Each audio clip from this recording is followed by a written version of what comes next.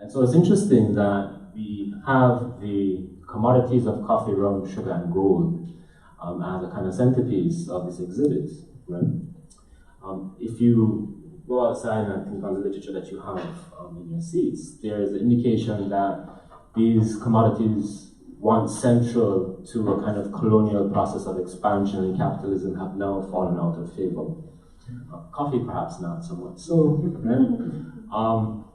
Sugar, curious, but there's xylitol and there's other stuff, stevia that we're using on that, right? But the point is that there's a sense that the centrality of the Caribbean commodity is no longer central to the kind of modernity that they in fact once helped to create. And so what we're left with is a relationship between the hinterland and the metropole, right? Again, with the third and first worlds, and I'm using antiquated language on purpose here. And in its absence, right, we've seen the rise of tourism and the general service economy, the increase of free zones, free trade zones in the Caribbean region, right, as the kind of new site of what has been a long history of extractivism, right? And it's extractivism that these commodities that anchor this exhibit point to. And so for the lottery scam, right, for these young men who came of age a generation removed from the falling of the Union Jack, right, a generation removed from independence, they see that in the, again, I keep using wake, right, but in the wake of independence, right, the optimism, the hope, the promise, right, that in many ways spawned and fueled independence movements across the post-colonial world, right, have borne very little fruit. And so what they've done is they've turned, right, they've turned away from that promise, right, they've turned away from a world that they have seen has grown old, right, and instead they've turned towards the exact mechanisms, right, of their exploitation. So what the lottery scammers do, right, is the quintessential Caribbean side of capitalism today is the call center. Right? If you have an issue with your Amazon same-day delivery, more often than not, you are speaking to someone in Montego Bay. Right? For those of you like myself who may have a student loan or two, when they forget to count your payment, more often than not, you are speaking to someone in the Caribbean. We're in Jamaica alone, ACS, right, which is a primary servicer for various lenders like My Fed Loan, for example, have their call center operations. So around 2007, whether, and the history here is a bit murky, whether born directly out of the call center or in the kind of network of relations that emanate out of the call center, meaning we have friends and family who work in call centers. Lottery scammers in Jamaica began using the same customer service protocols to contact potential victims in the United States. And it was so successful that by 2011, lottery scamming alone brought $300 million US into the Jamaican economy. And so the point that I'm making here is that if lottery scammers through illicit means can use the actual means of development that are promised to them to bring $300 million US into the Jamaican economy, then why is it that Amazon pays their call center workers $1 an hour US? Right? So again, this is the postcolonial paradox, right? And so we had my colleagues here speaking about the kind of paradox as understood as this issue of temporality. The post, right, of the colonial is the issue here, right? Because what we're seeing is a continuation, right, of coloniality, but by another means, right? Some of us, have encountered terminology like neo-colonialism and so forth, right? We see that there is a global phenomenon understood as decolonial movements, right? Which tells us that, in fact, we are still living underneath a colonial regime, right? And so the issue here is that there is this paradoxical temporality where the language, the understanding is that we are post-colonial, right? there has been emancipation, there has been independence, but what we are seeing, right, are plantation relationships of other forms. Right? And so lottery scamming is an interesting way of thinking about this. Because for the guys who I work with, and these are primarily young men, right, they have understood that capitalism, racial capitalism in particular, works a particular way. Right? It is a unidirectional form of exploitation, of capital accumulation. Right? And the Caribbean, right, in spite of the decades post-emancipation, right, in spite of the over a century and a quarter since emancipation, right, remains nevertheless a geography of extraction. That may no longer be a kind of extraction of bodily labor per se. Right? We may be thinking perhaps slightly less about the actual commodities that come out of the Caribbean. Right? If we were to update the kind of commodities, we would be thinking about oil, we would be thinking about bauxite, for example, right? Where the literal geography of the Caribbean is being extracted, eaten away, in fact, right, for the production of aluminum, etc. And so what lottery scammers have understood is the way that the world works. Right? They've explained to me that the world is bent. But in recognizing, honestly and truthfully, the misshapen quality of the operation of the world, they are able to look at it through the most truest of lenses, the most truest of frames.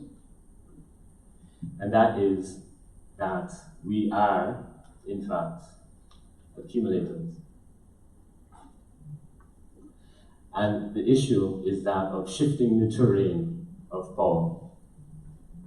And so what we realized is that when 2013 came around, and Elizabeth Warren and Bill Nelson said, no, we have to stop this because, our grandmothers and grandfathers are being conned, and it's, curiosity really, the fact that the majority of the victims were North Americans, right? We're from places like Bismarck, North Dakota, right? The curiosity is that for the folks who I work with, this act is understood as one of reparation. And so this is what I'm trying to currently think about, and something that I would like to kind of bring up maybe now, right, in our later discussion is, how do we in fact reconcile the paradox of post-coloniality? And is it through a notion of repair, right? Or reparation specifically for the crime of slavery? And is slavery in fact even enough? Right? Because when I speak, to the scammers, the claim of repair that they ask for is one that is made entirely on the basis of cynicism. Right? Because again, the world is bent. And so when Julian Castro and Kamala Harris and the lot of them are asking for reparations, right? The scammers understand that it's not going to come. But they see power in the claim. Right? And so they make use, they manipulate that claim. And so if we're going to try and think about the paradox, we're trying to think about post-coloniality, right? The question of reparations is one that's at the heart of that. Because reparations is the opportunity, right, or the idea, rather, right, of correcting the paradox, of, in fact, reconciling the out-of-jointness, right, of this temporal conundrum that we're in, right? And again, materially that looks like, right, the rhetoric, right, of the extinction of exploitation, right? Yet the continued experience of it. This is what Catherine McKittrick identified as a kind of plantation future. The way that the plantation lingers, it continues.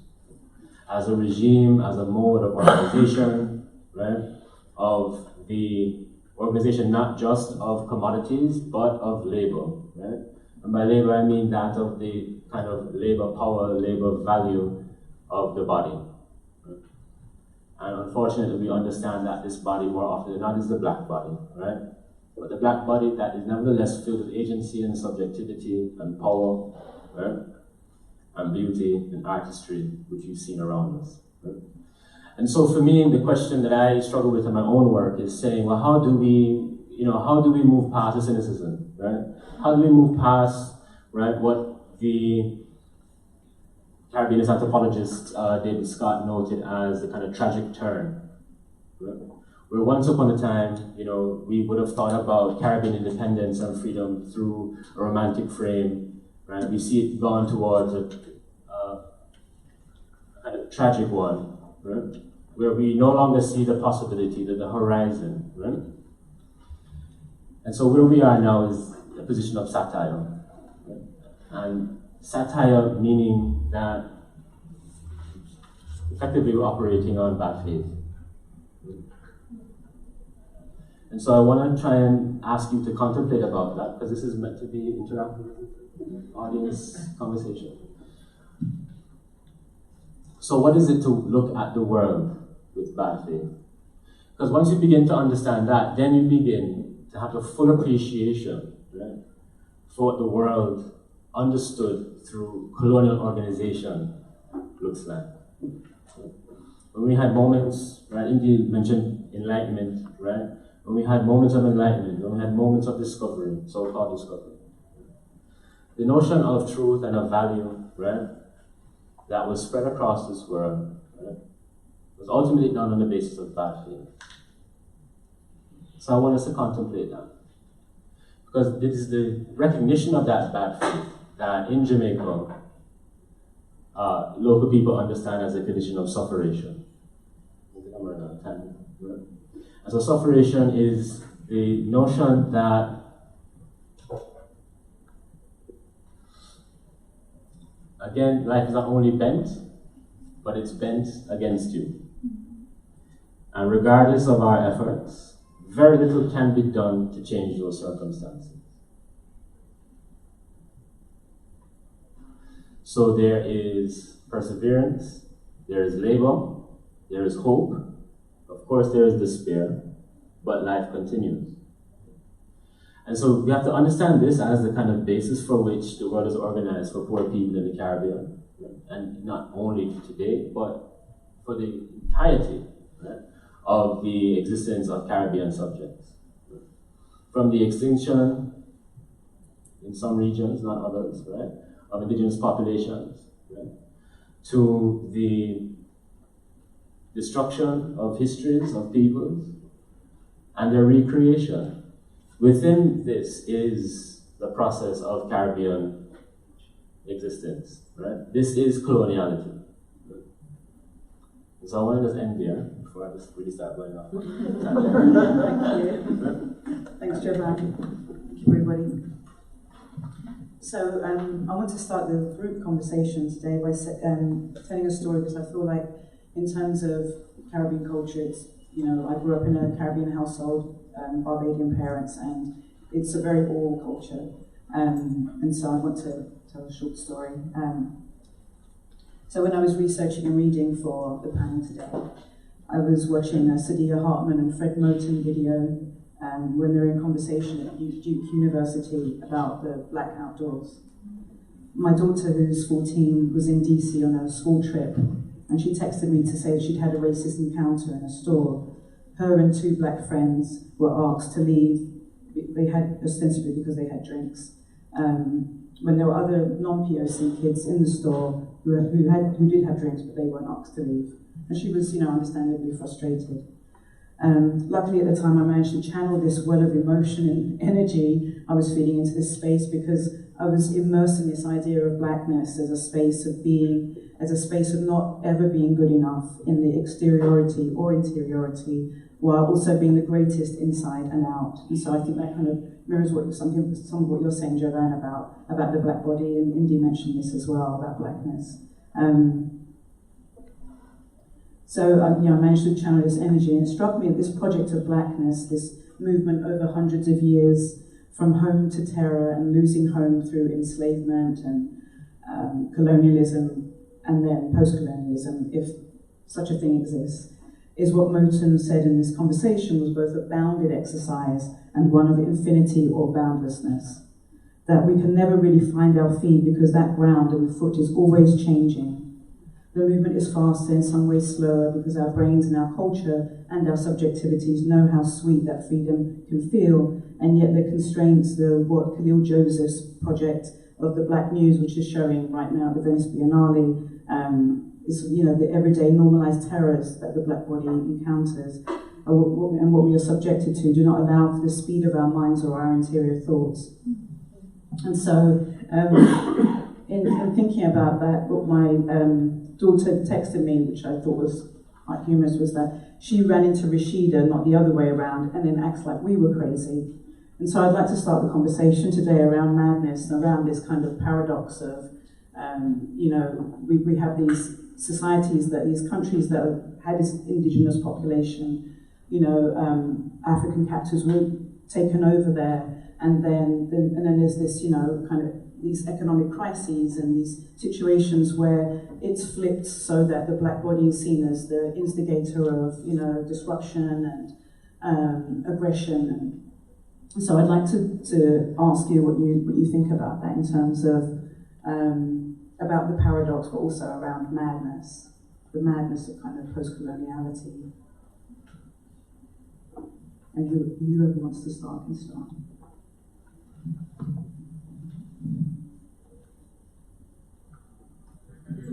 Well, I have a little thing that comes to mind with in relation to madness and the history of the Caribbean, and also, I guess, calls for, I guess, the rule of law, because in many ways, and you brought up the Enlightenment and how it, you know, codified so many things, and the Enlightenment is often you know, evoked as this period of, you know, the rise of reason and whatnot, but also the rise of the very categories that created colonial hierarchies. And in listening to your story, Nan, I thought of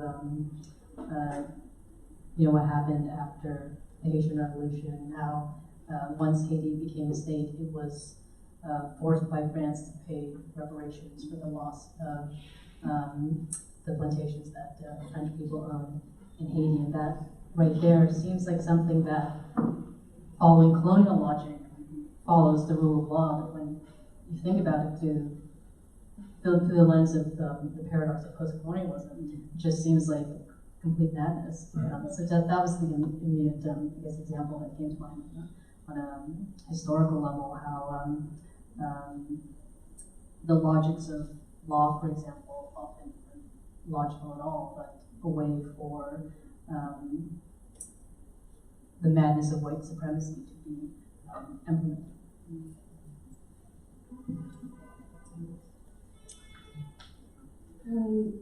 So one of the works that Brian Baez has in the show is called Love That Does Not Hold You. And I think we could transpose the word love with the idea of madness, because particularly in Frida's work, she's looking at what she calls the threat of the hyper-feminine. And there's a way that she's looking at freak shows and sexuality and the body that is not contained by these kind of structures of knowledge that Kat has just been talking about within kind of rational, kind of Western discourse. And what happens, and she very kind of cleverly talks about these leakages. And I think there's a way that even madness as we perceive it has been a way that's been used as a binary against reason. But it's really interesting in this show, and I would really encourage you to look very closely at these works and look at Ebony Patterson's kind of use of materiality. There's a kind of madness in there, but there's also a type of reason that isn't contained within the structures that we're thinking of. And that is a sort of very, it goes to this idea of the world being bent, I think. And the etymology of bent, on one way, yes, it's a crooked thing, but it's also a kind of way that Glisson and Braithwaite and Lamming talk about, in a way that bent is also just another way of kind of looking at the world. And going back to kind of Kat's kind of imprints of Jean Rhys and the mad woman in the attic, who is actually the Jamaican Creole woman, and why she has been kept in this attic, going all the way to Catherine McGittrick's Plantation Futures. That space of madness has not really changed, and where can that space of madness be held? And I'd urge you to kind of think about that as you sort of look at these works, because I think that's one of the fundamental questions that a lot of these works are kind of trying to grapple with. Yeah, thanks for that. I mean, Frantz Fanon called it the aberration of affect. W.B. Du Bois called it, right, double consciousness. What is it to be a black subject, right, when that subjectivity is determined by a definition not of your own?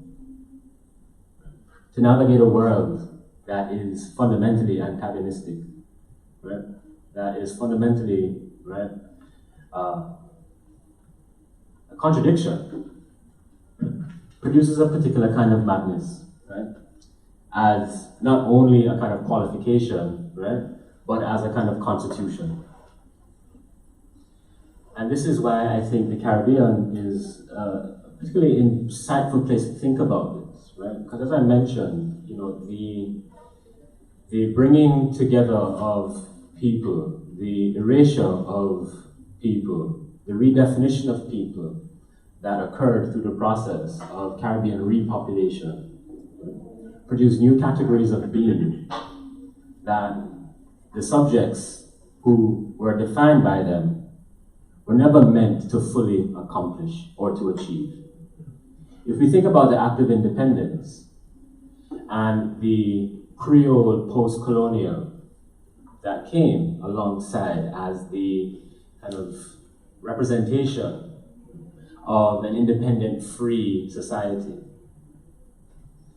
the post-colonial black subject in the Caribbean was one that was meant to live up to Victorian norms of civility, of education, of decorum, of ambition.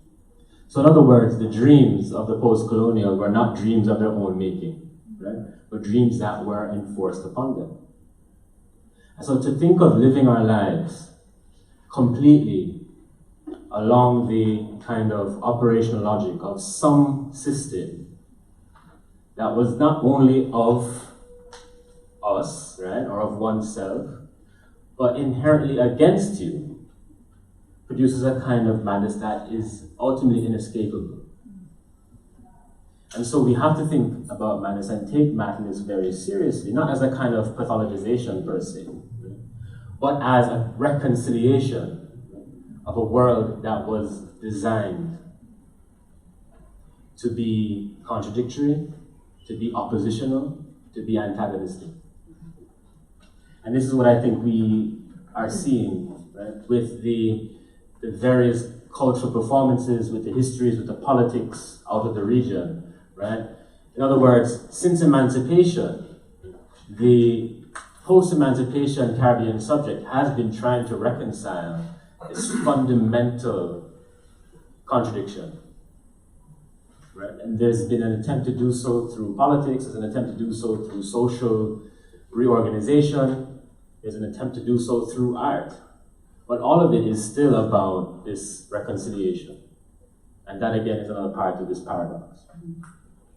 Yeah, and I think that also makes me think about the, you know, I know there was some mention of temporality earlier, but also like the theft, because of this shifting ground, it feels like there's this theft of the body as well, like the theft, I think it was Wilkerson that said there's this theft of the body, of place and time, of the black body. Did any of you want to say anything about that? Or should I just ask the next question? Because I think especially in Ebony Patterson's work, you know, I like what you were saying about the madness of the kind of the overaccumulation of things, of light, of brightness, of sparkle. But then, because I was talking to El Perez, who's a Puerto Rican descent artist based in New York, and we were talking about our. It was kind of an embarrassing conversation, but we were talking about our shame of growing up in these working class Caribbean households with the bright colours and the floral wallpaper and the floral carpet and the floral sofa. There was like, you know, so much colour, and I just remember feeling so self-conscious of this household. And what I was asking them about was how interesting their use of the location is. They often are taking images in the spaces where black and queer and brown bodies are, performing, whether it's through, lip syncing or through wrestling, boxing. There are these particular kinds of spaces that are, community centres. They have tiled floors, really kind of rudimentary, boring backgrounds, but they're really interesting because of the way that they are taking these images and then locating these bodies in these spaces. And so I wondered if there was something that you could say in terms of Ebony Patterson's work and maybe Philip Thomas's work as well, about that, about location, or anybody else's work. Lucia Hierro in particular as well, maybe.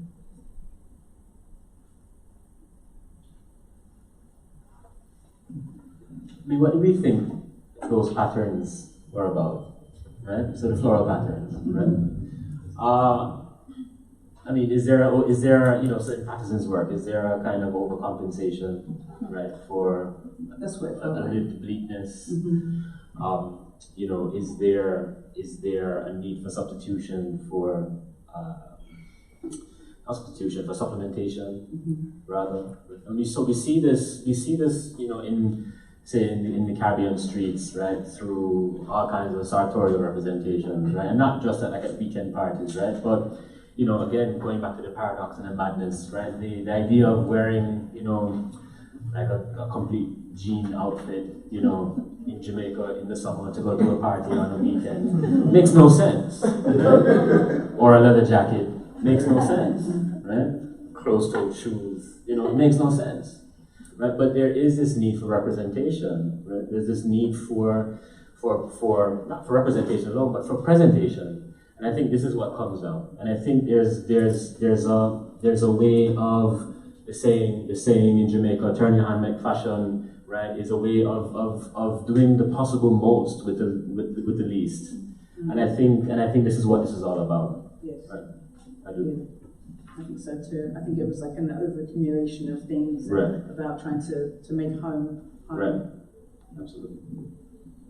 I think to connect to the last point about madness, there's also how the sort of site of this idea of what Jovan has called the sort of plantation attitude, and a resistance to it, perhaps, in thinking about desire, and where the site of abjection or kind of enslavement or even capture becomes also the site of desire, and so desirability and what one desires, so glitter, fashion, overaccumulation becomes this kind of instances of desire. But I also just would like to say about humour, and also how in much of St. Patterson's work and some of the others that you've mentioned, there is this kind of humour, even in the humour that you're talking about, the Caribbean front room, and I think there's been like an exhibition on the Caribbean front room, and it has like ties to all different kind of diasporic front rooms, the plastic covering,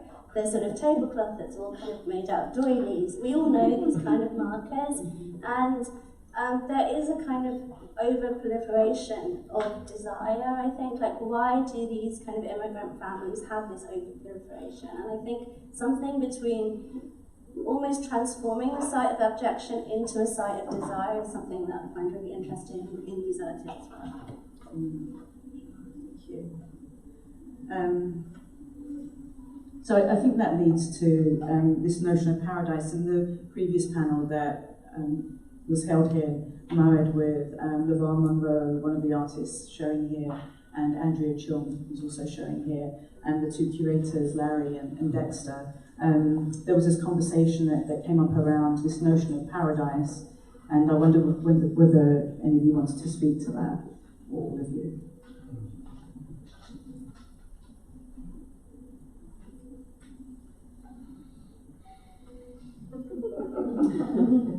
Maybe not. You can speak to it. Yeah. No, go ahead. No, you can say something. Yes. Okay. I mean, strangely and perhaps perversely, what came to mind when you said paradise was the paradise in the life after this one. And this goes back, and this may be a kind of too much of a departure for what you might be thinking about, which is the actual kind of notion and ethic of paradise, right? We think of the refashioning of the Caribbean after extraction as, refashioned as a tourist attraction, that kind of thing, which it wasn't at all in the beginning, right? White people used to go to the Caribbean and die by the droves, through colonial expansion. It was terrible, right?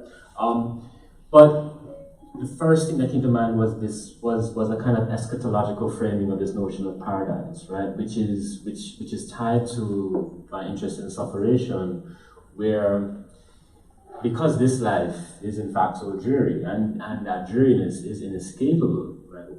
What we have to look forward to is the life hereafter, right? I mean, you can go and think about all of the kind of Christian hymns. It soon be done, this struggles and trials, right? When I reach home at the promised land, right? There is something about that idea of paradise that I think is perhaps most important to a kind of Caribbean subjectivity and sensibility, as opposed to, say, the tropical notion of paradise, right? If we think about the kind of freedom dreams, the emancipation efforts, right? Not just of, say, activists, right, and those leading social upheavals, right, but of the Baptist preacher, right, the Bedouins, if you will, right, who hoped to fly back home to Africa, right. Paradise was always, in this other realm, and what was left in situ, right, the paradise of the islands themselves were for other people. Right? They were not for the Caribbean subjects themselves. For them, paradise had to wait.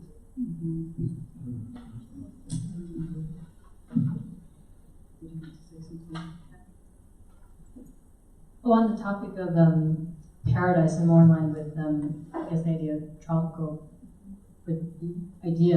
paradise, I think the text that immediately came to mind, and probably came fine for people in the audience who are familiar with Caribbean literature, but Jamaica Kincaid's long essay, A Small Place, where she completely upends that idea of going to Antigua in that case, and basically points out what Jovan just mentioned about how the Caribbean as paradise is an idea that only exists for North American and European tourists rather than people that actually live there, who have to deal with drought and food shortages and roads that haven't been repaired since the Queen's visit to Antigua and whatnot. And connecting that to the art, one of the pieces that really intrigues me in this exhibition is, you can see it if you just turn around from this room, but Philip Thomas's, I believe it's called Paper's Paradise. It is, yeah. This triptych. And referencing Bob Marley's song as well.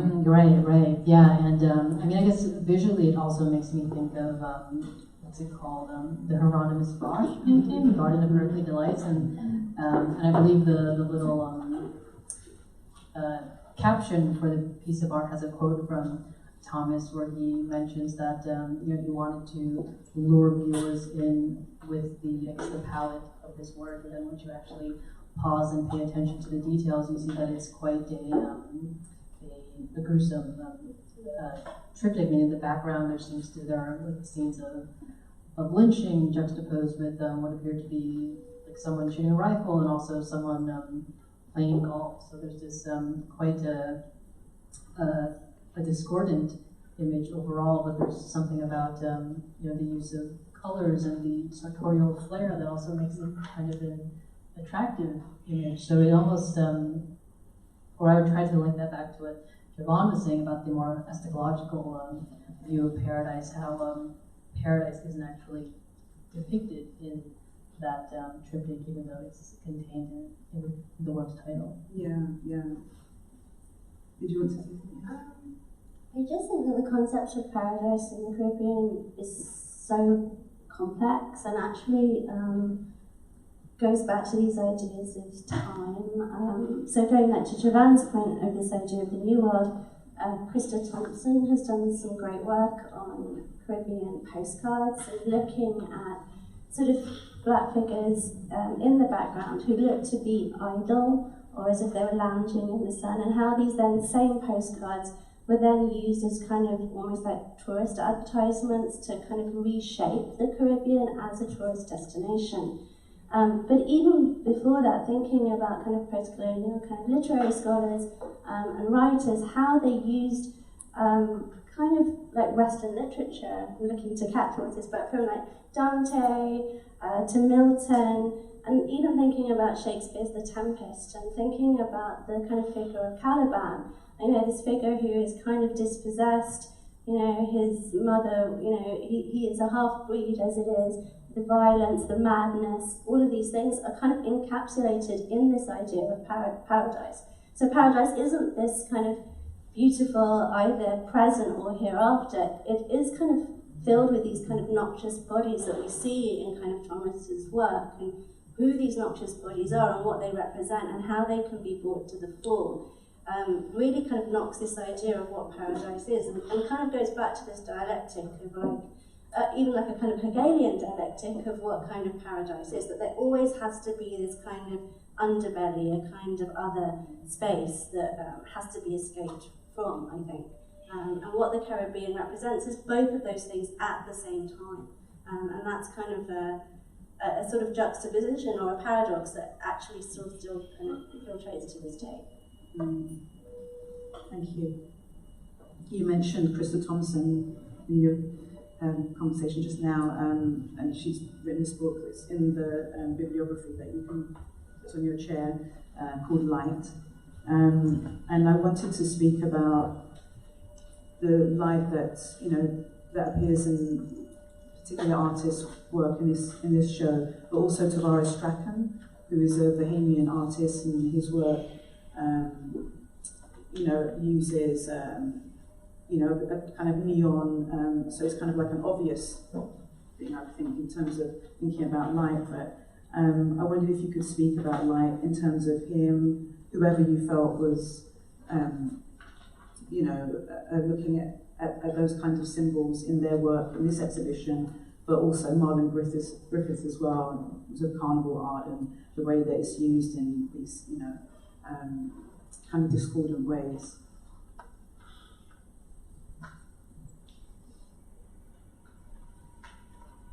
I think when one thinks about light, we think about it in terms of brightness or colour or kind of density of light, but we can also think about it in terms of an opposition to weight.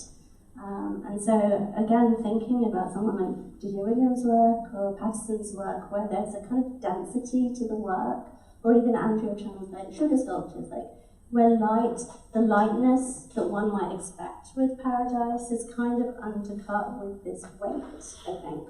And this weight that kind of, this, again, even in the sort of works that are not sculptural, but are just paintings, this kind of layering that happens, that kind of attests to a kind of weightiness, I think, the weightiness of history, the weightiness of this kind of juxtaposition, again, between a kind of persistent colonialism and a kind of reaching forward to a post-colonialism. I think those sort of layers are there, and so, yes, I see the light, and it's almost like a sort of stereotype of the Caribbean that we associate from these sort of tourist ideas of paradise, but I think there's also a weight that we have to kind of counteract to that sort of lens.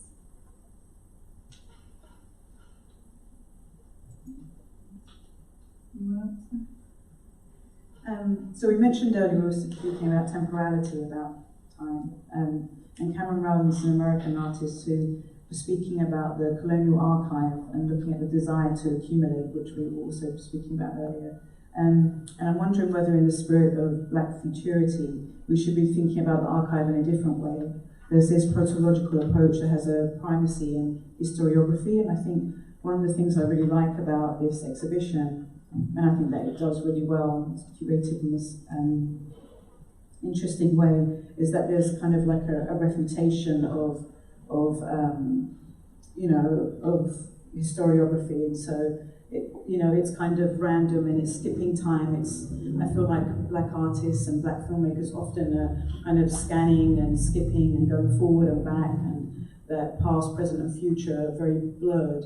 I wonder if you could speak about that in your view.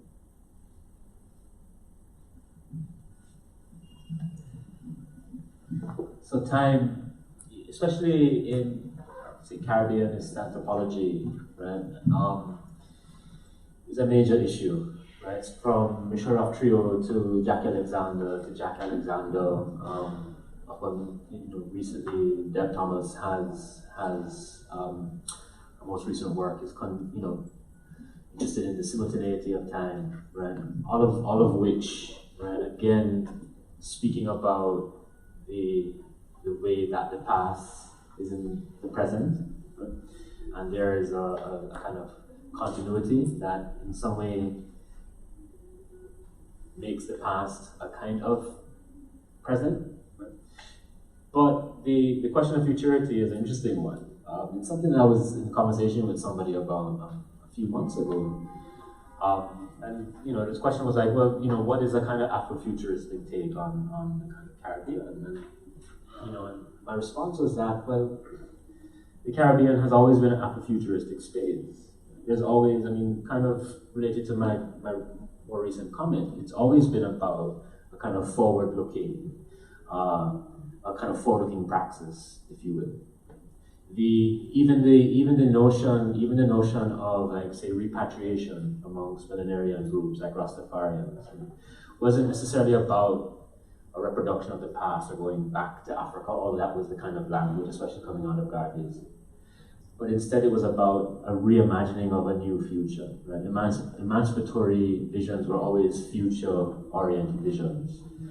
So I really do want to rely on Deb Thomas here, who argues, so rather than thinking just about the kind of way that the past is in the present, she asks us to consider a kind of simultaneity of time, where various timescapes coexist simultaneously.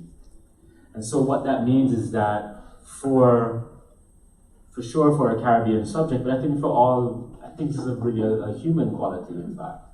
Right? We are constantly reconciling our present through a sense of history, as well as the kind of coping with what we hope for. And so the idea of hope, the idea of the past, the idea of the present are multiple timescapes that coexist simultaneously.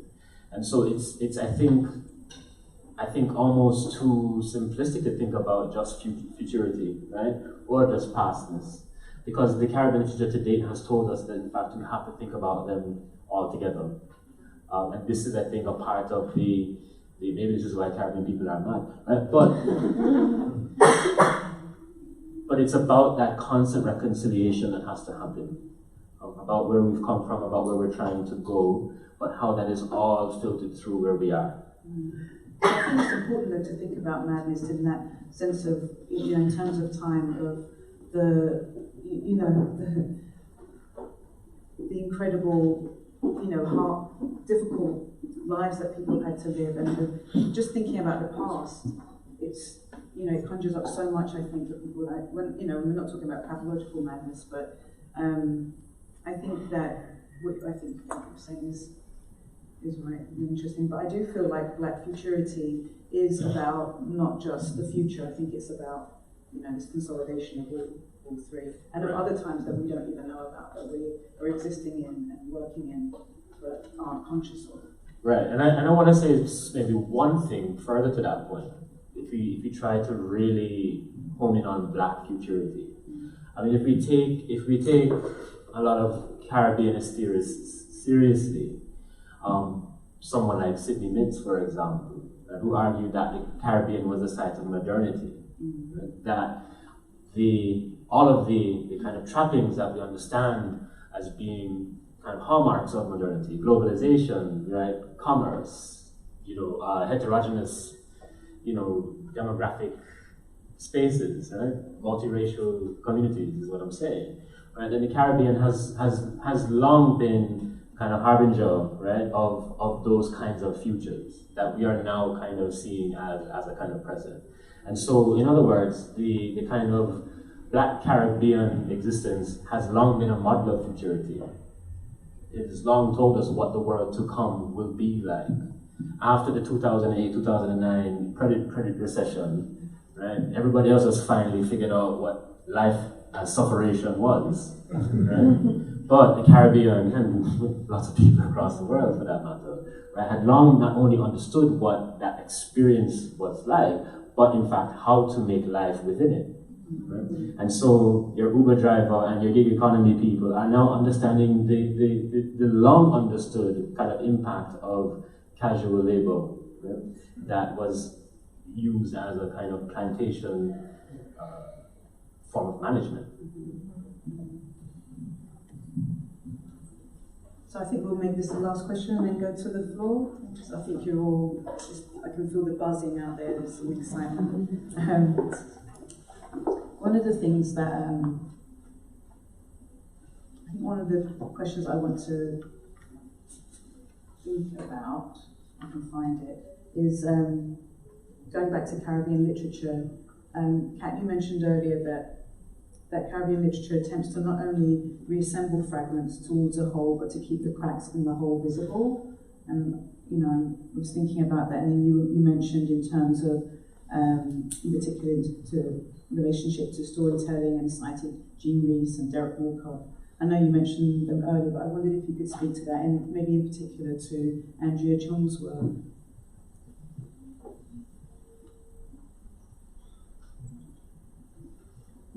Yeah, one piece from the exhibition that comes to mind in relation to what I mentioned about the relationship between fragments and wholes and storytelling are the Andrea Chung pieces, the Proverbs pieces, particularly the one on the floor above us. And there's a way in which by basically positioning a commodity of the colonial period, such as the hardened sugar, in this present day piece of art, is basically a way of putting that historical trauma back on the table, and also I believe some of the materials coded in that hardened sugar include things such as the Bible, which was used as a tool of indoctrination during colonialism, and also the judge's gavel, which also brings up how slavery used to be a legal institution. And there's something about Chung's Proverbs pieces that is basically, or the way I see it, kind of a inclusive archive. So whereas colonial archives, for example, might have minimized or depicted the Caribbean in limited or biased ways, there's a way in which by bringing these traumatic pieces and to tie back to the previous question about light, by shining a light on them, that's a way of reclaiming the story of these commodities. And I'm trying to think if there's another piece that comes to mind from the exhibition.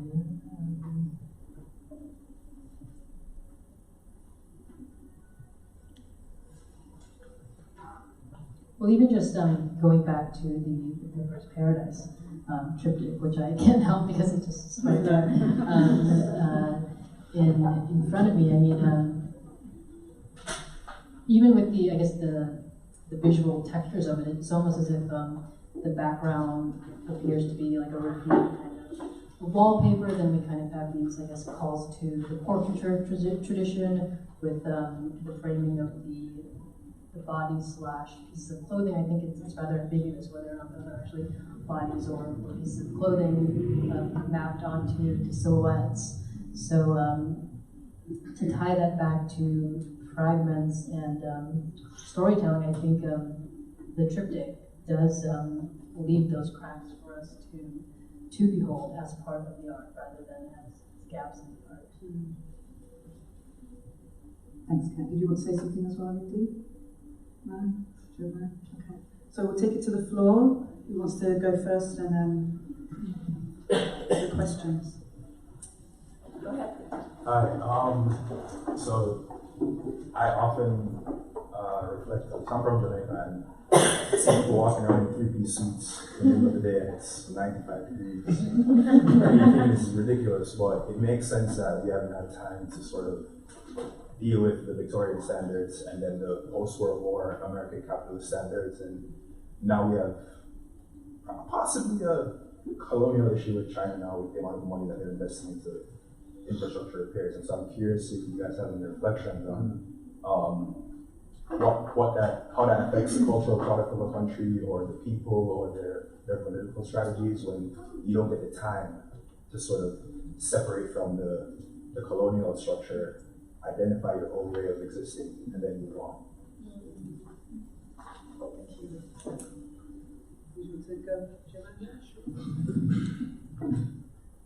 Can't catch a break, right? I mean, this is a question about the Caribbean region generally. Right? If we think about the Dutch, the British, the Spanish, the French, right? The region has always been, right, one that was under a kind of regime of contestation by amongst external forces. Right? And so, like you're asking a very specific question about sovereignty, really, right? And has there ever been a moment in which the Caribbean, or say somewhere like Jamaica specifically, has had a moment to determine what sovereignty is for itself? And I believe the answer is maybe not, right? I mean, with the dismantling of the West Indian Federation, right? And Jamaica has a lot to do with that, right? That I think was one of the best possible opportunities for there to have finally been, right, a kind of moment, a moment of reprieve, of sovereign reflection, if you will. But you're right. There's been this constant just necessity to somehow conform to a new global order, in which you are right to identify China, right, as being perhaps the most recent. But what I can say though is that there has long been a history of reaction, and we're even seeing that now, right? If you follow Jamaica news, there was a holdup in a Chinese-run grocery in Maypen, right? And it's peculiar because I mean these black Jamaican men went in, they were a group of 4, they had like AK, all of the big guns, right? Something that you'd see like in an American school shooting, really. It's not funny, right? And so, one would think that's a very peculiar way to hold up a Chinese grocery store. But as the story unfolds, in fact, the grocery store is now suspected of being a site of laundering Chinese money in Maypen. And so again, there is on-the-ground responses and reactions, which maybe that's what sovereignty looks like, right, in the Caribbean. Maybe it's that form of response that has to qualify. Maybe it's to say, well, yeah, I'm going to wear a 3-piece suit, but look at my endurance in this heat. That tells you what sovereignty looks like.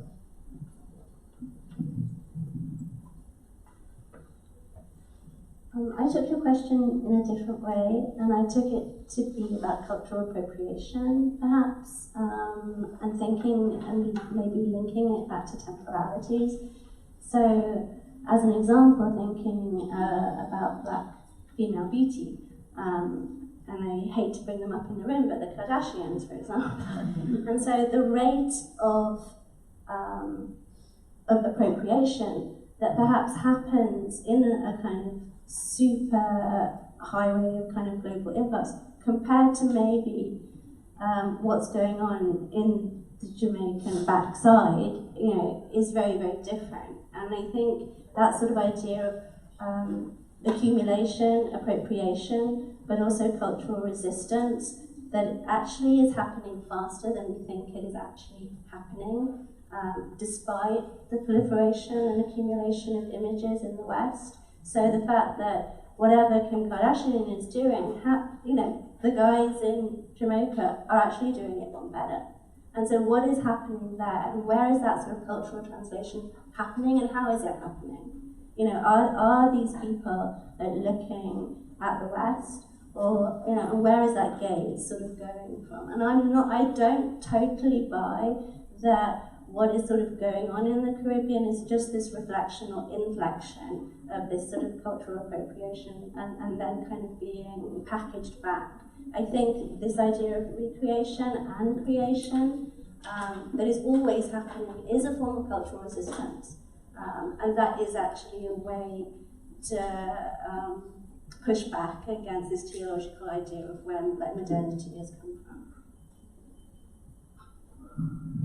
Thank you for your question. I have a couple of thoughts in response. The first is in relation to the mention of the three-piece suit. And I can't help but think of one of my favorite essays, which is Jamaica Kincaid's On Seeing England for the First Time. And in the beginning of that essay, she's recounting how all of these things that she grew up, she was basically saturated in products that were made in England and kind of carried that brand, that label with a sense of pride. And there's a moment where she mentions how perplexed she was that her father every day would put on his brown felt hat despite the blazing heat in Antigua, and whenever it would develop even the slightest hole, he would immediately order another one from England. And right, it sounds ridiculous to wear such fabric in that climate, but as Jovan alluded to earlier, I think there is a message of resilience and perseverance in wearing those kinds of materials in a climate like that. And back to a comment on the broader question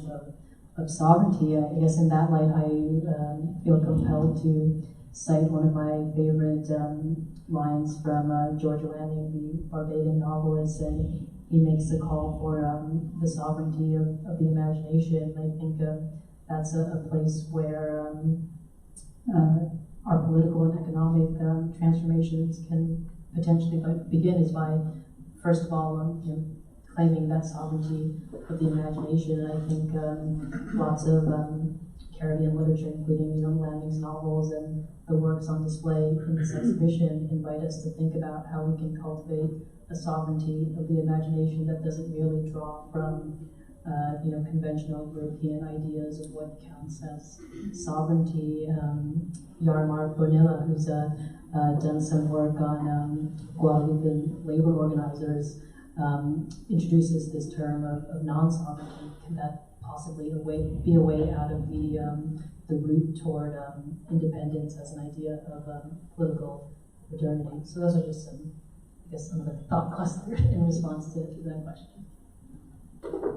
Great question, thank you. I was also thinking as well, in line with what you were saying, Jovan, about the kind of keeping of it being 95 degrees, but wearing this three-piece suit or the hat or closed-toe shoes is also kind of a response to oppression by having to stay cool, having to look cool.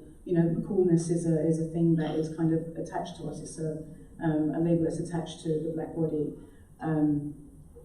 Right or wrong, but it is something that is ascribed to us, that is about us having to maintain a kind of look of aloofness or relaxedness in the kind of state of disruption and chaos.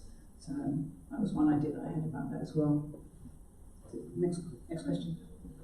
So I was kind of struck maybe a little bit very related, but a little bit of the flip side.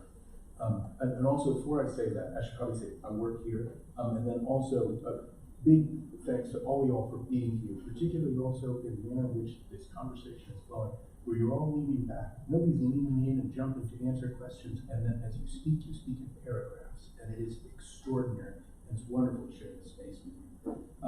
I also would want to say a little bit, we started talking about the aesthetics of community centers as one of the various different kind of manifestations of what you were talking about in terms of fashion, doing the most with the least possible, and the aesthetics of those spaces. That's an interesting question for us here also at MoAD, where we're at risk of presenting essentially community-focused art with deep themes in a way that also speaks to like capital and market, that these things as appearing collectible. So I would also just want to mention that in terms of one of the things that gets confusing for me in these spaces and leading to the next thing, which is what about the high-end fashion replication of a little bit this same kind of dialogue, right? That whether it's dandyism or how that gets termed, and as you were talking about, like a full denim suit heading out into the hot suffering night of Jamaica. What about Nicolene Thomas? Not to get specific about Caribbean roots or otherwise, but thinking about this aesthetic of madness, this aesthetic of celebrating her mother and that space, and being taken on by Dior, and then on and on and on. Like, what's happening right now in terms of this embrace at our highest culture, our haute couture, and what is that about? It's innately problematized. I should stop and thank you all for being here. Thank you. Did you want to respond, Indy? Shall I start? Do you want to say something? I think that's an interesting point, and I think, you know, Grace Wells Bonner again has been kind of, you know, she's a British fashion designer. She's part Jamaican, part English, and she's also been asked to design for Dior. I feel like to me, it feels like there's a wave. It feels like there's I don't like to call it a trend, but it definitely feels like there are particular black artists that are getting a lot of attention. And then but having said that, there's a particular style of art that's expected to be made, and it almost always has to reflect the black body, in particular, I think the black American body.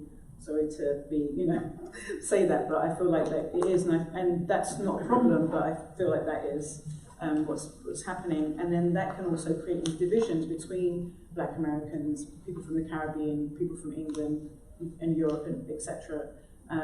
Because when we are black diasporans, we do have, although obviously we're individuals, we have specific experiences, we do have these kind of collective experiences as well, and things that we can share. So I think Nicolene Thomas, I think it's an interesting example. I also want to speak about Dapper Dan, who's a Black American fashion designer who, during the 1980s, was huge amongst rappers and like LL Cool J, etc. And he would basically get materials from Asia that were used in Louis Vuitton and Gucci, and then repurpose them and remake them for a black market. And they were expensive and high end, but they were completely fabulous, but very, very different to the, you know, stark, very kind of minimal, not minimal, but very kind of elegant European fashion market that was big in the 1980s. And he's really shifted things. He's also been embraced by the new creative director as well, which is, you know, it's kind of exciting, but only because he was being ripped off. There was a piece that was made a couple of years ago, and it was completely Dapper Dan, and there was such an uproar. You know, people were just saying, "I'm not buying Gucci anymore." That Alexandra and Michelle had to brought him in, so he's part of the team now, as far as I know. I think it's an interesting question. So I'm going to take the other part of your question about sort of community centre and MoAD. This is something that I feel very strongly about, and really my own sort of career and entry into art history started this way, where I started out through curating black artists in London, and it was very much that as soon as we got into the institution, we were sort of sidelined as sort of educators or kind of community-centred art, rather than being accessioned into the collection. I'm glad to say that things are really changing now, and that's why it's great that there's spaces like this. But I would also like to make a plea back to the community and say that, you know, there are such exciting spaces. Like if you think about Afropunk, like that is just like a festival where, you know, there's sort of like those ideas, there's kind of collisions of time, Afrofuturism, fashion, like artistic recreation are kind of happening, you know, as I said, like where the diaspora is not just within the Caribbean, but other centres. And it would be great to see art spaces really like taking that one forward, like actually what does it mean to really curate Blackness? What does it mean to really collect Blackness? I don't often think it means just things that exist on the floor or on the wall space.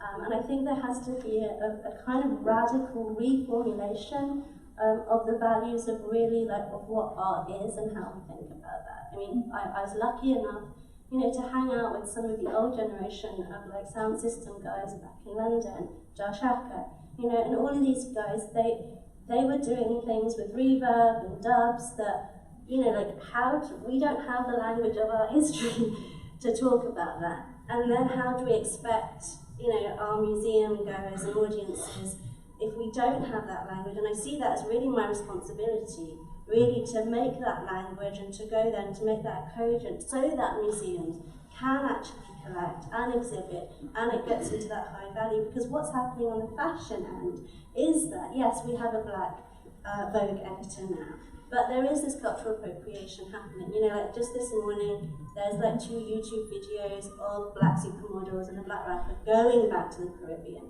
and doing exactly what Jovan's been talking about, this kind of reappropriation of paradise. You know, she's like underneath the waterfall, she's decked out in couture, and nothing about actually the real people that are living, or, you know, like in that space. So I think that your question is very appropriate to like what's happening in terms of both high-end culture, high art culture, but also where like popular culture can, you know, begin to that. And it's interesting, like I've been speaking to a lot of my friends about like cultural studies and how cultural studies just hasn't really taken a root in the US. And I think if there was a little bit more of that within the discourse of art history, that again would start changing some of these kind of boundaries about how we think about high and low culture. Can I just make one small point? I just want to say anything you can do to help us further problematize that is very much appreciated. We need your help. And just briefly to say, we're working very hard to make sure that we're working in active partnership with other spaces that might be called community centers, more than framed as a museum, and trying to break down those barriers. And more also, when we opened this exhibition, if you weren't already here, we worked hard and purposefully to transform the museum into a dance hall space.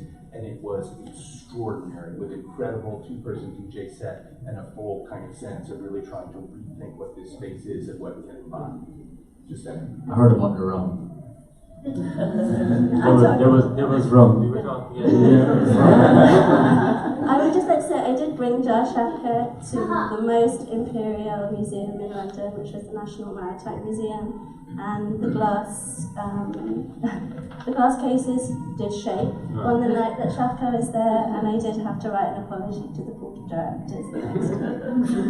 So it happened, but I'd also say yes to the community centres, because in the 80s, a lot of like black art, on both sides of the Atlantic, were being put into rubbish trips as black galleries were being closed down. So I think there is a need. So thank you for the dance hall and thank you for the exhibition.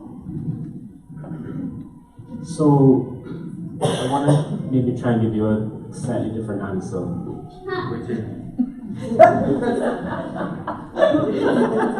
That's my child right there. So I'm used to it.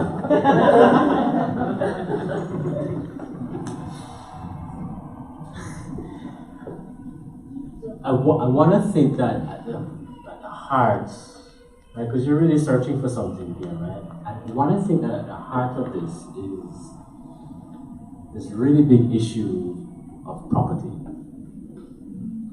And what I mean by that is that I think a large part of what we are still working through is the association between blackness and property.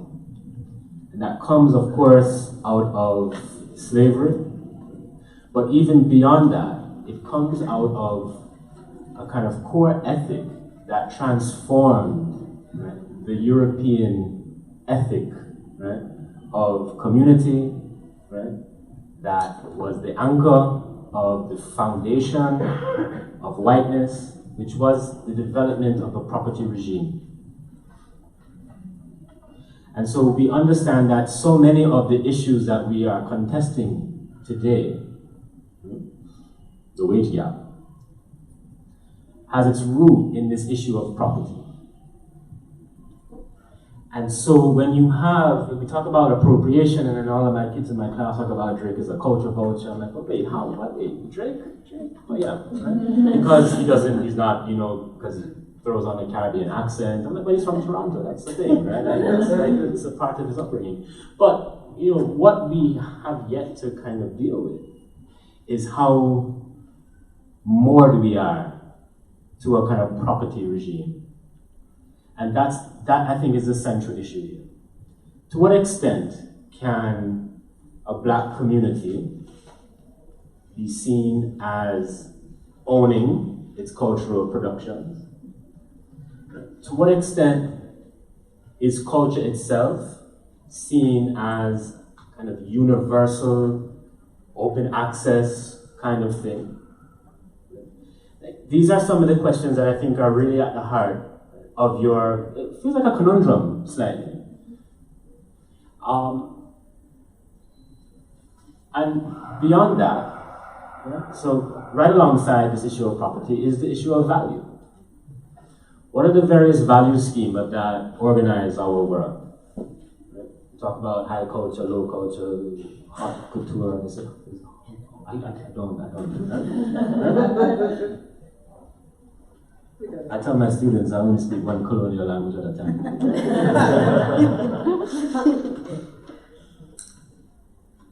But there's this issue of value that we have to also think about. And this value question is also associated with the history of blackness. And it's a really big question that you've asked, actually. Because we can think about the enslaved African as having a particular kind of value, a labor value.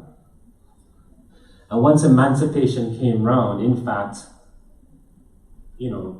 kind of as a kind of contradiction, that value, as perverse a value as it was removed from the emancipated black subject. And in other words, we see that through freedom came a kind of worthlessness, as Christopher Taylor writes in his book, Empire of Neglect. And so the history of blackness since emancipation to now has been one of trying to really work out a kind of recalibration of value. And alongside that, what are the parameters for dealing with this issue of property rights? One thing that we know for sure is that we've not yet sorted out the history of the association between blackness and property. The ability to do with certain populations, through a kind of like, say, sovereign biopower of the state, what the state will. Right, so I think this is not like about how you serve a community, and these are really important questions, which to my mind, to my eye, it seems like you're doing all of the right things, right? But at a core, kind of epistemological level, there are these two issues that we have to really think about, right? Which are value and property. I think that's interesting as well, because when I think about the title of the exhibition, which I think is great, I also wondered if black body should have been in there as well, as the greatest commodity from the Caribbean. We are this year celebrating the 400th year, right? Of the kind of slave trade, 1619. We celebrate. What we doing? Is it acknowledgement? I don't know. There are folks that would seem to be celebrating it. Chancellor UC breaks some of the email. I don't know what we're doing. Something. Next question. Anybody from the audience have anything else to say?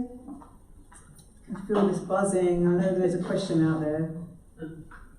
I have a question as commenting thing over here. Sounds good. Because in listening to all of this, all that comes to mind for me is trauma.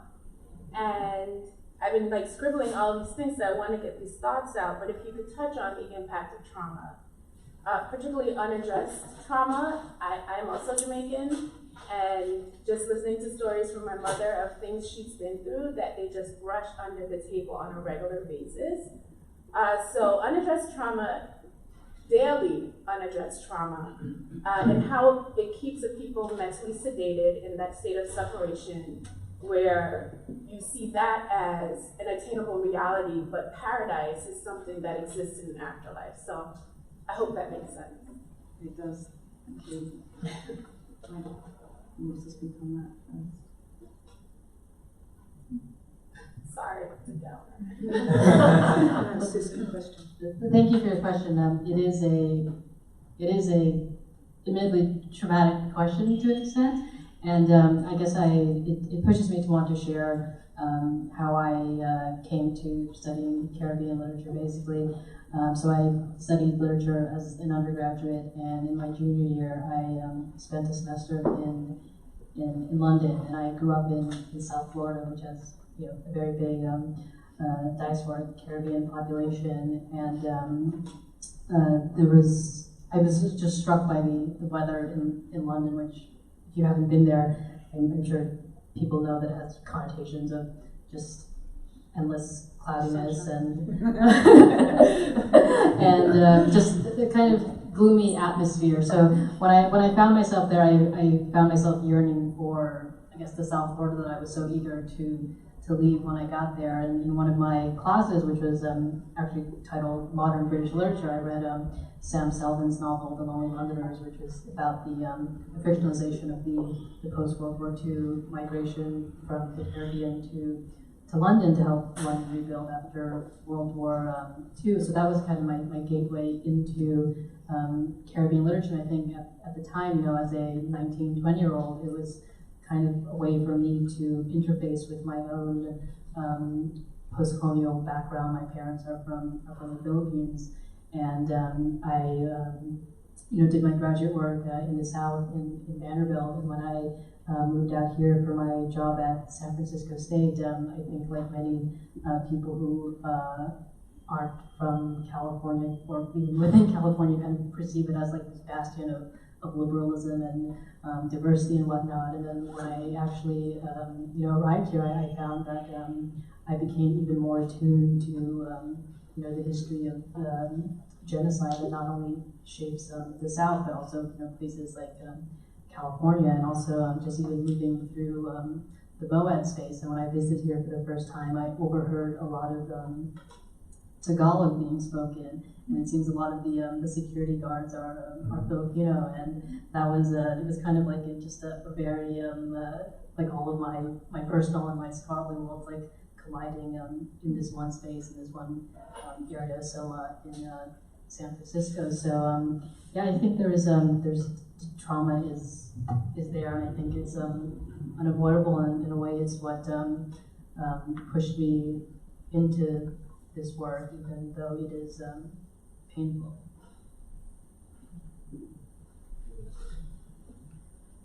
Thank you for the question, because it's at the heart of my work. I find it quite difficult to explicate sort of Black trauma in the ways that I've been given. I don't have the language as yet to talk about Black trauma. I'm thinking about madness, and again back to the mad woman in the attic, and how really the mad woman in the attic is this place of immense trauma, though the madness is really masking this trauma, and how these are codified sort of over and over and over again. I don't know if you've read Christina Sharp's In the Wake, but that's a great book that talks about generational trauma and how it carries on, and it's again something that I'm really interested in. I'm thinking about Jovan's really, if there was any sort of nugget to this whole panel, I think about blackness and property and value is like at the core of this, and one of the things that has constantly been devalued is Black trauma. Like there has just been, and wherever you go in the world, and so all of these things that we've talked about, whether it's shine or light, are really just ways of negotiating that trauma, I think. And I think even if you look at any of these works, you'll find that they're sort of underwritten by sort of black trauma. And I think it's something that in the diaspora particularly, I'm still negotiating with the differences between, sort of black British politics and African American politics, and they're very different, and sort of, the legacy of Windrush, for example, as to actually being in a country where enslavement happened, or thinking about the history of lynching and how that is sort of used, is something that I don't think historically or academically we've come to terms with. And so in my own work, I do look back to post-colonial literature, actually, and I look back to poetry, because I find that's where actually there's the greatest explicators, and I find that language to help me.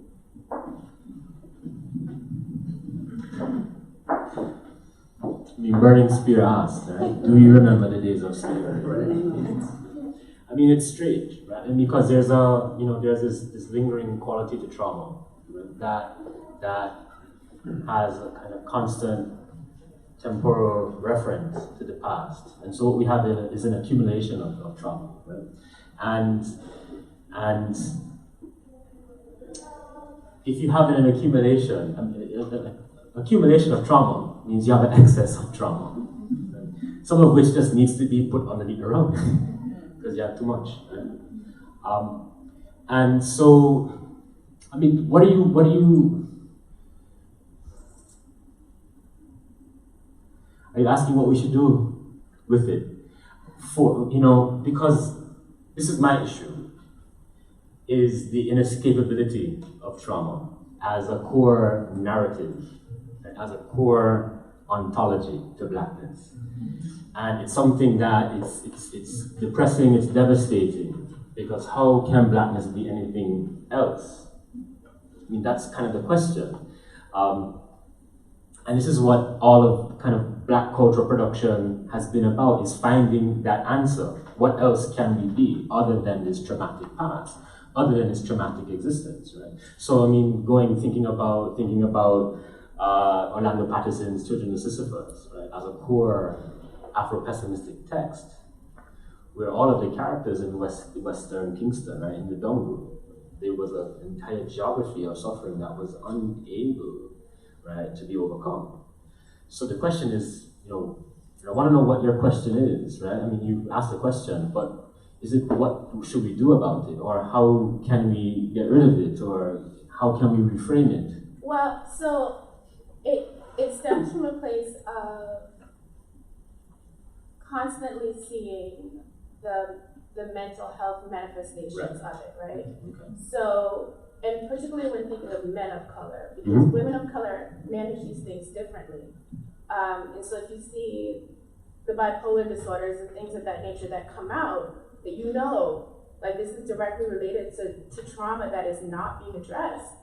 Like, I guess I'm just trying to think, like, how can I help in some way? I know individually it's easier to make a shift.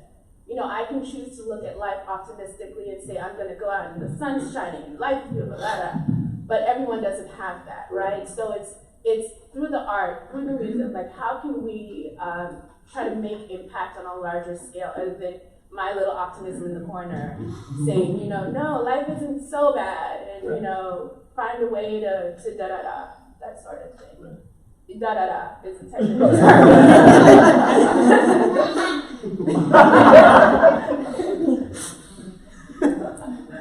Yeah, like have children and things, and invest in them and secure their laughter and joy, right? Yeah. I mean, seriously, it's. I mean, this is what we biologically do, right? We reproduce as a way of making the future, and So I want to go back to this issue of narrative, because at what point are we allowed to tell different stories about ourselves? At what point are we allowed to how fragile is our existence? That the only thing, in order to secure the existence, we have to attach it to traumatic narrative. There is a wonderful book called Post-Nationalism Prefigured by Charles Carnegie. He's a Jamaican anthropologist. What's interesting about Charles, he goes by Val, is he has a very interesting relationship to race and color because he's albino, right? Right? And he talks about this myth of ethnic connectedness that was born in the plantation. So he brought people together who were of different ethnicities, recognized themselves as different nations, if you will, right, out of the continent of Africa. And in the plantation, this is kind of responding to a much earlier question about the broken fragments and that kind of thing and making whole. But out of these kinds of different fragments, they weren't necessarily broken, but they were broken, right, to fit. And what they were broken to fit was this myth of blackness. This is what Charles argues. So the issue is that that myth is the only thing, right? Going back to this issue of property and regimes of value and worth, the myth is the only thing that blackness has. It's the collectiveness, right? The necessary collectivity, which is again another issue about going back to madness, because how can you operate as a collective in a world that is organized around individualism, where the black subject can never be individual, must always be collective. Right? You don't know me, I don't know you, but you represent me wherever you go, right? This is why black people tip more, right? Because we're afraid that, the black person who came, TGI Fridays or whatever, right? Didn't tip enough, right? And it's a real thing, right? And so the issue is that there's this thing that we are attached to, is this myth of our blackness, right? And let me not say myth, I'm going to say mythology, right? Because myth is I think a bit of a harsh term, but it's a real thing. But it's this mythology of our connectedness. And so the issue is that anchoring that mythology is this history of trauma. And so the matter at hand is, how do we, right, throw out the bathwater without the baby? And that's been the largest, right, kind of question of Black studies, which is why we've moved away from what is blackness to where is blackness to when is blackness to how is blackness, and we've asked a lot of questions about blackness because we are in fact trying to circle what is the core question, right, which is the why of blackness. Right? And this is something that I'm trying to think about through reparations. What happens to blackness if, in fact, President Sanders right, pays the bill? What does blackness become in the wake of repair? Right? If the crime of slavery that produced blackness is compensated for through reparations, what does blackness become after that? And so I don't know. So I think the question of trauma, right, is tied to this. It's tied to this anchoring to blackness. Right? It's tied to the kind of power, the potency of this narrative. And I don't know. We have to tell different stories. Right? Sylvia Winter says that that we are a narrative species. Right? And so perhaps the greatest thing that we can do is begin to tell different stories about ourselves.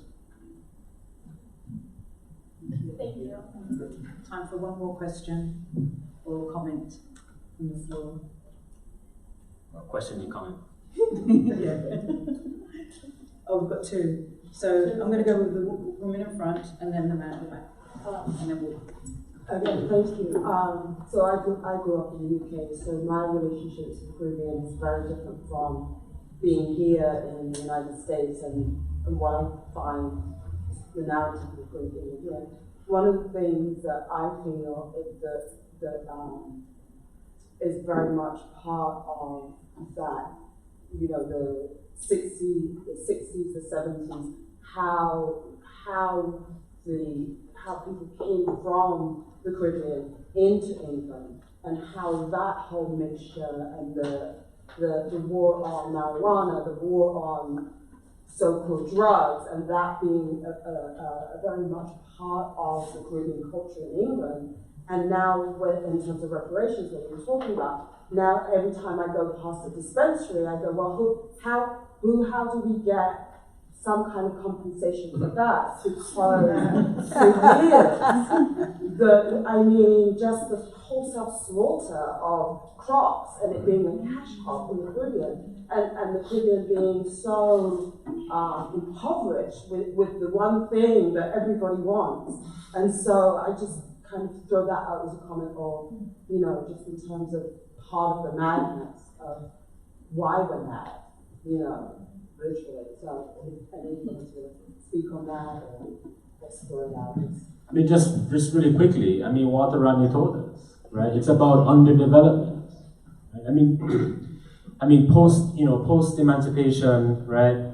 Post independence, Caribbean nations, there were people who figured out how to make soap out of coconut, for example, and the British stopped it, right? And so we have to think about trade. We have to think about the ways that, in fact, our development or Caribbean development was actively stunted. And so it's no wonder, right? I mean, it really is no wonder, right? But I think underdevelopment is a core concept of thinking about this. I agree, but I also feel like it's happening here as well, Right. where, you know, cannabis has been legalized, but the black communities who were criminalized for it aren't, you know, benefiting from those businesses. So it's Can't definitely get the loans to do the, you know, can't get the certificates. It's like $240,000 to just get a license to sell cannabis. I mean, literally when we were selling it on the street corner, wasn't it that? For you Brits in the room, you know, Steele Paul said it best. Yeah? Babylon makes the rules and the people suffer. Yeah. Thank you. And then we have one more question. Yes. The question that I have for each of you is, as one leaves this conversation today, where we focus on the Caribbean and different narratives and all the different themes that were brought up, I wonder if each of you could recommend a book that would introduce us more deeply into Caribbean culture and history, one that has personally moved you, if you're like coming into it from the outside, and another one that you would just recommend as something that is like, this is something that I would recommend to anyone who's new to understanding the Caribbean and what it's about, either something that's anchored in the past, something that's anchored in post-colonialism, or something that represents the contemporary of now. Nice question. Thank you. Who wants to go first? Two things came to mind. Thank you for your question. A couple of weeks before the semester ended, one of my students asked me for a recommended reading list. I was happy to compile that, so I feel like I can kind of verbally share this here in response to your question. And probably unsurprisingly, given my background as a literature scholar, they're both going to be novels, works of fiction.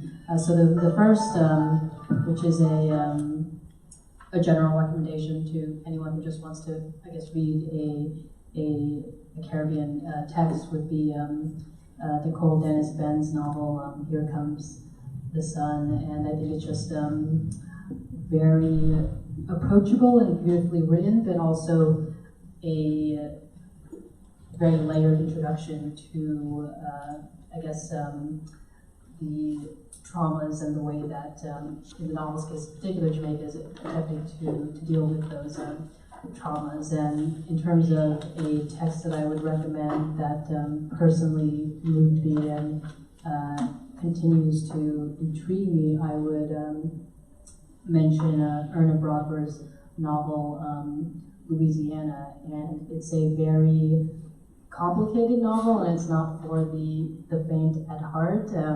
The basic, I guess, plot of it is it's set in the 1930s, and the protagonist is doing anthropological work for the WPA, and when she goes to Louisiana to interview a subject, that subject ends up dying in the process of that interview. But when the protagonist goes and listens to those tapes afterwards, she begins to hear other voices that weren't present in the room. So it brings together this idea of paradox that's been shaping this conversation, and also the idea of simultaneity that Jovan brought up. And it's just a very difficult novel. So I feel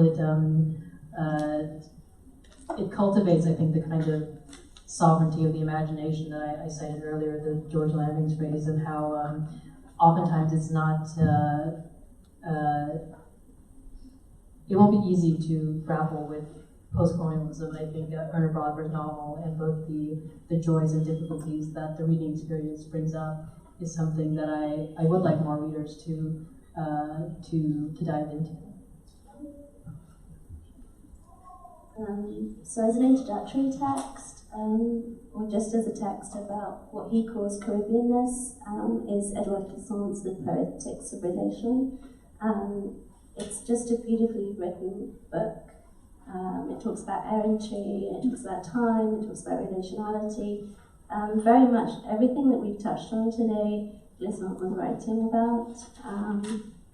And then in terms of a book that personally moved me, I would be torn, I guess, in terms of my own kind of double consciousness, and I'd say pick up any poem by Derek Walcott.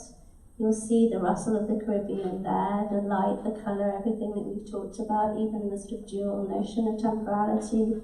But I think one person that we haven't talked about today is Toni Morrison, and a book that I just picked up, and I pick up as a woman, as a reader, as a scholar over and over again, is Beloved. Just everything again that we've talked about in terms of these narratives and how we make up narrative and how we think about time and who is the heroine and, you know, where is origin, is all in that book. And trauma as well. I think as a great introductory, but not necessarily introductory, but something that is relatively exhaustive of some of these same concepts.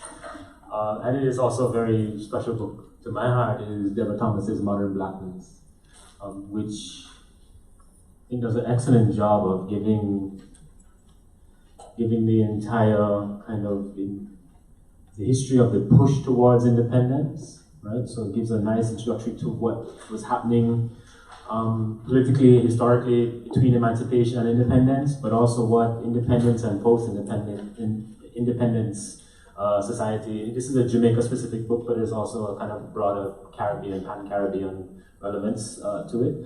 But it hits every of the major kind of epochs of recent Caribbean history that I think will give a very comprehensive view as to some of the major debates and some of what the stakes are, in fact. Thank you. Modern Blackness.